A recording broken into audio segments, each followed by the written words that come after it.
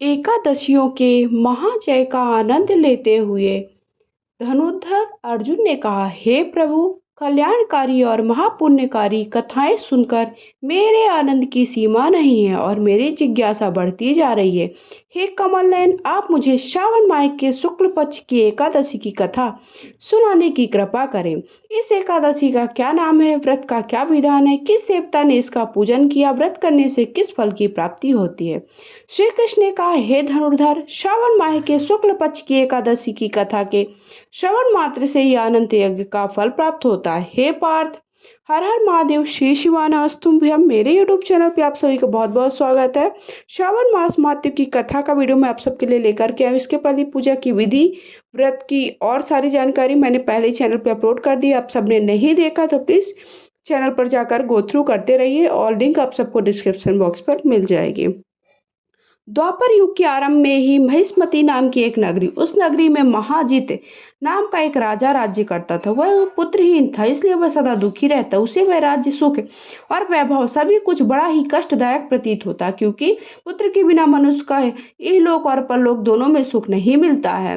राजा ने पुत्र प्राप्ति के लिए बहुत उपाय किए, किंतु उसका हर उपाय निष्फल। जैसे जैसे राजा महाजित वृद्धावस्था की ओर बढ़ता जाता, वैसे वैसे उसकी चिंता बढ़ती जाती। एक दिन राजा ने अपनी सभा को संबोधित कर कहा, ना तो मैंने अपने जीवन में कोई पाप किया, ना तो अन्याय पूर्वक राजा प्रजा से धन एकत्रित किया, ना ही कभी प्रजा को कष्ट, ना ही कभी देवता ब्राह्मणों को निरादर किया।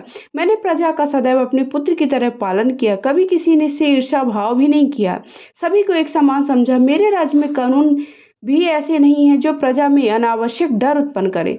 इस प्रकार धर्मयुक्त राज करने पर भी मैं इस समय अत्यंत कष्ट पा रहा हूँ। इसका कारण क्या है, मेरी समझ में कुछ भी नहीं आ रहा। आप इस पर विचार करें, क्या कारण है, क्या आप जीवन में कष्ट से मुक्त हो पाऊंगा। राजा के इस कष्ट के निवारण के लिए मंत्री आदि वन को गए, ताकि वहां जाकर किसी ऋषि मुनि को राजा का दुख बताकर उसका समाधान पा सके। वन में जाकर उन्होंने श्रेष्ठ ऋषि मुनियों के दर्शन किए। उस वन में वयोवृद्ध और धर्म के ज्ञाता महर्षि लोमेश भी रहते थे। वे सभी जन महर्षि लोमेश के पास गए। उन सब ने महर्षि लोमेश को दंडवत प्रणाम कर उनके सम्मुख बैठ गए। महर्षि के दर्शन से सभी बड़ी प्रसन्नता हुई। सबने महर्षि लोमेश से प्रार्थना की, हे देव, हमारे अहो भाग्य की आप के दर्शन हुए। मंत्री की बात सुनकर लोमेश ऋषि ने कहा, हे मंत्रीवर, आप लोगों की विनम्रता में बहुत प्रसन्न हुआ हूँ। आप मुझे अपने आने का प्रयोजन बताएं। मैं आपके कार्य को अपने सामर्थ्य के अनुसार अवश्य ही करूंगा, क्योंकि हमारा शरीर भी परोपकार के लिए ही बना है। लोमेश ऋषि के ऐसे मृदु वचन सुनकर मंत्री ने कहा, हे ऋषिवर, आप हमारी सभी बातों को जानते हैं, ब्रह्मा से भी ज्यादा सामर्थ्य है, अतः आप हमारे संदेह को दूर करें। महिष्मती नामक नगरी के हमारे महाराज महाजित बड़े ही धर्मात्मा प्रजा वत्सल हैं।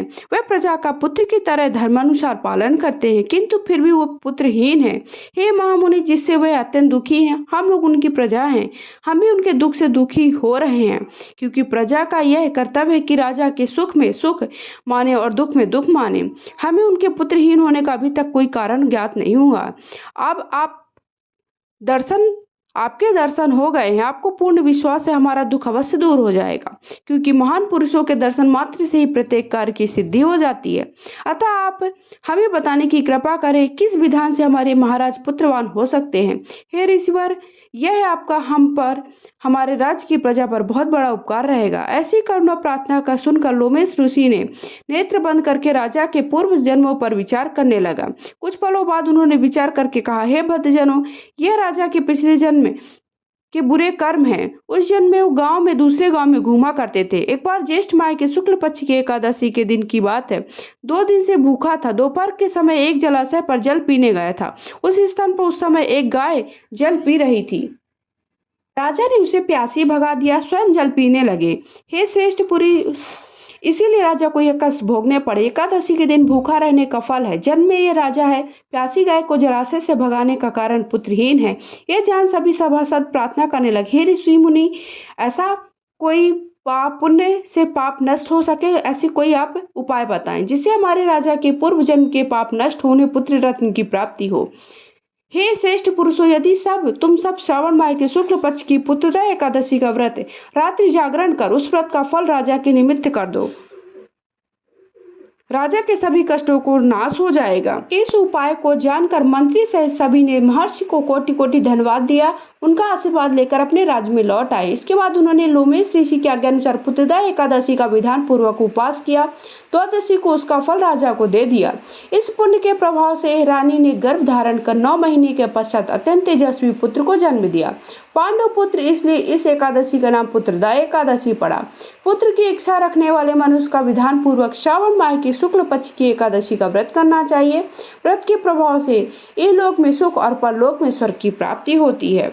तो इस तरह से मैंने श्रावण मास में पड़ने वाली एकादशी व्रत की कथा बता दी। एकादशी का व्रत 16 अगस्त को रखना है, उसका पारण हमें 17 अगस्त को करना है, अर्थात शनिवार के दिन हमें उसका पारण करना है और शुक्रवार के दिन व्रत करना है। वीडियो पसंद है लाइक शेयर करें, कमेंट बॉक्स में हर हर महादेव श्री शिवाय नमस्तुभ्याम लिखिए। वीडियो सबके साथ शेयर करें। पहली बार चैनल पे आए, चैनल को सब्सक्राइब कर लीजिए, बेल आइकन को दबाइए और साथ ही साथ अगर आप कुछ पूछना चाहते हैं तो कमेंट बॉक्स में कमेंट कर सकते हैं।